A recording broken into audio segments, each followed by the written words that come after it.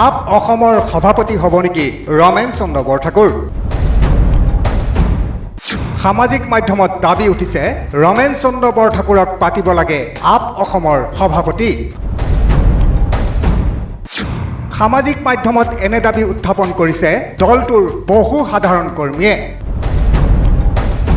এইবাৰ আপ অসমৰ সভাপতিৰ আসন অলংকিত কৰিব নেকি ৰমেন চন্দ্ৰ বৰঠাকুৰে বৰঠাকুৰক অসমৰ ৰাজনীতিত পৰিপুষ্ট আৰু অভিজ্ঞ ব্যক্তি হিচাপে আখ্যায়িত কৰি আপৰ একাংশ কৰ্মীয়ে ৰমেন চন্দ্ৰ বৰঠাকুৰক আপ অসমৰ সভাপতি পাতিবলৈ সামাজিক মাধ্যম যোগে অৰবিন্দ কেজৰিৱালক দাবী জনোৱাৰ কথা সদৰি কৰিছে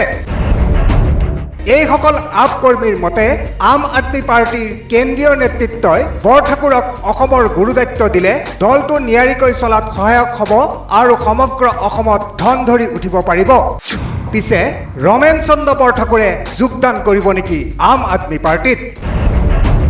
এই সন্দৰ্ভত আমাৰ সাংবাদিকে ৰমেন চন্দ্ৰ বৰঠাকুৰক যোগাযোগ কৰাত তেওঁ এই বিষয়ে মন্তব্য দিয়াৰ পৰা বিৰত থাকে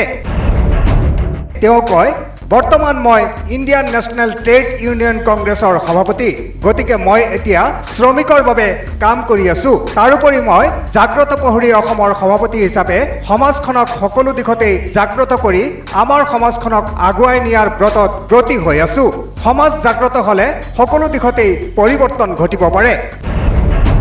তেনেস্থলত আম আদমি পাৰ্টিৰ সাধাৰণ কৰ্মীসকলৰ দাবী সফল হ'বনে সেয়া পৰৱৰ্তী সময়ত হ'ব লক্ষণীয় ব্যুৰ ৰিপৰ্ট এনালাইচিছ 24/7